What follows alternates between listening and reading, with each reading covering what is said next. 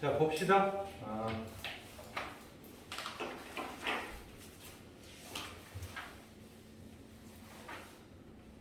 자, 4번인데요.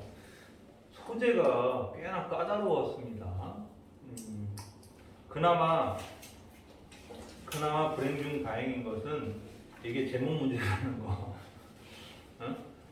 근데 요즘에 제목, 주제, 요지의 소재들이 어렵고 예전에는 그 EBS 지문 있죠? EBS 지문의 원본을 그대로 사용했었거든요. 이 주제, 제목, 요지 문제들이.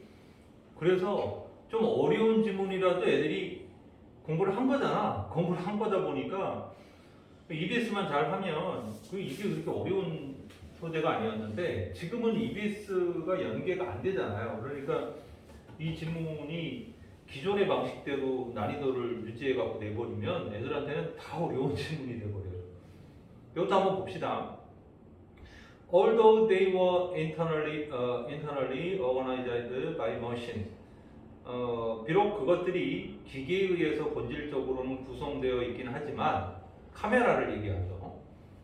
Early photograph, 초기 사진들은 resemble, 닮아있다. Drawing and painting.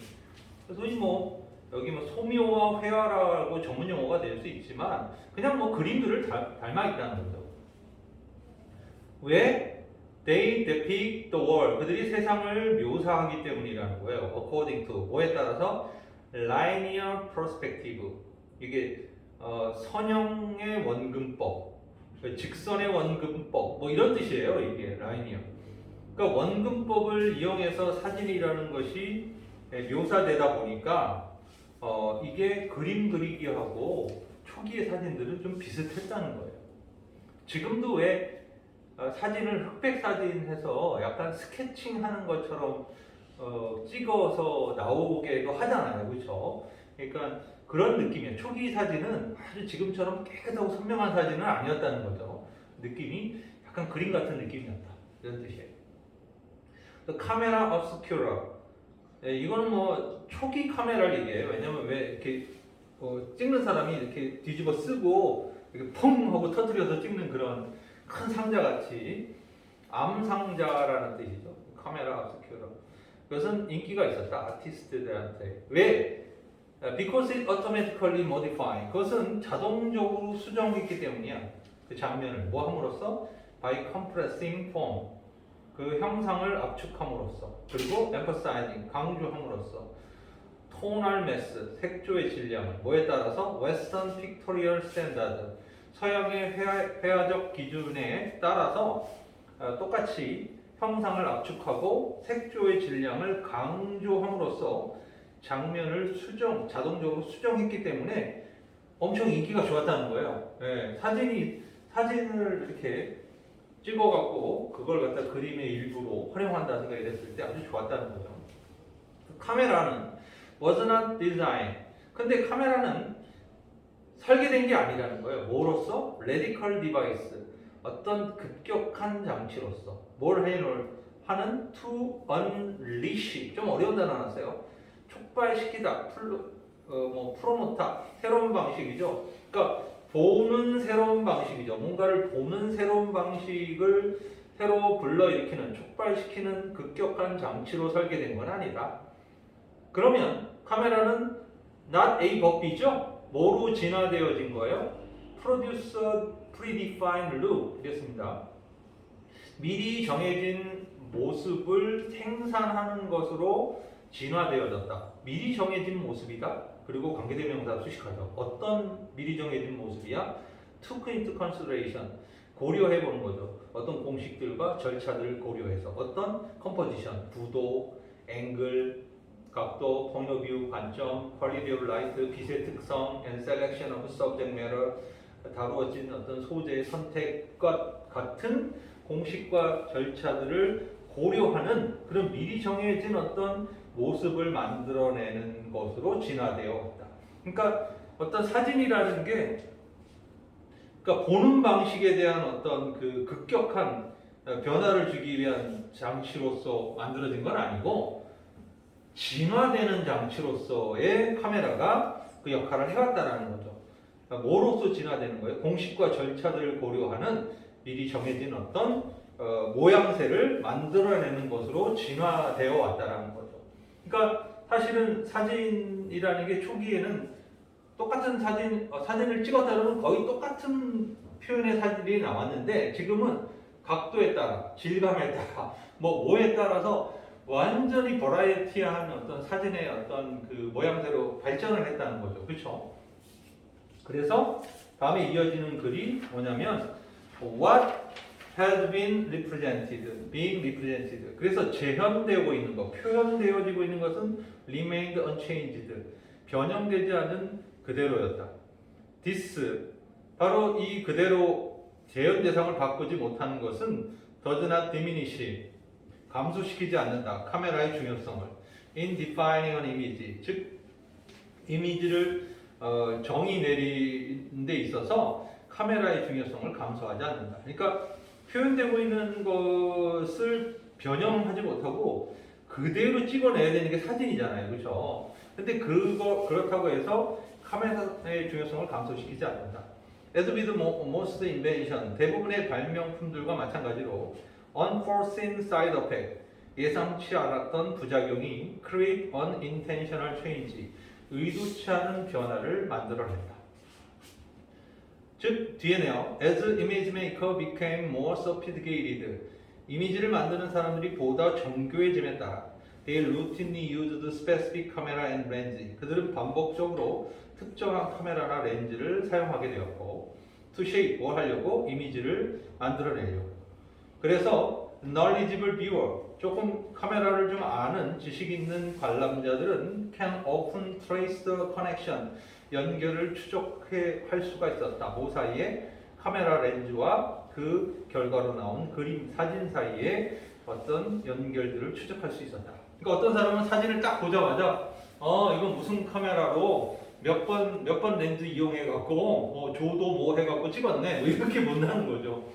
우리는 뭐 봐야 똑같은 사진인데 전문가들 딱 보자마자 얘는 무슨 카메라를 썼어, 어떤 렌즈를 썼어, 이런 것들을 알게 됐다는 거죠. 그러니까 지금 여기 이 내용을 쭉 읽으면서 해석도 어려웠지만 카메라 얘기하고 있다라는 거 말고는 도대체 감이 좀 안 잡히는 상황이에요.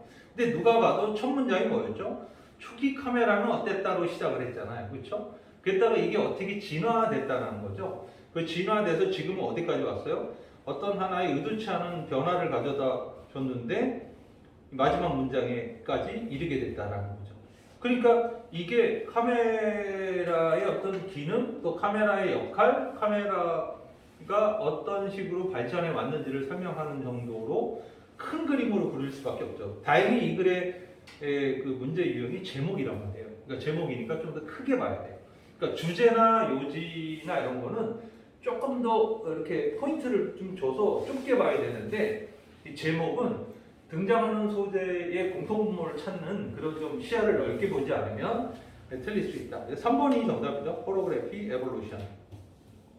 캡처링에서 쉐이핑한 이미지에 이르기까지. 그럼에도 불구하고 이 소재, 최근의 사진 소재는 굉장히 주목해야 돼요. 최근에 많이 나오고 있습니다. 최근에. 이전에는 사진 소재는 그렇게 많이 나오는 편은 아니었거든요. 최근에 예술 관련된 파트에서는 사진이 학생들한테는 학교 수업 과정에서 배울 수 있는 과정이 아니잖아요. 그러다 보니까 이 부분을 많이 등장시키고 있다. 학생들한테 생소한 부분이다 보니까 조심해야 된다. 올해도 냄새가 난다. 이렇게 볼 수 있는 거죠.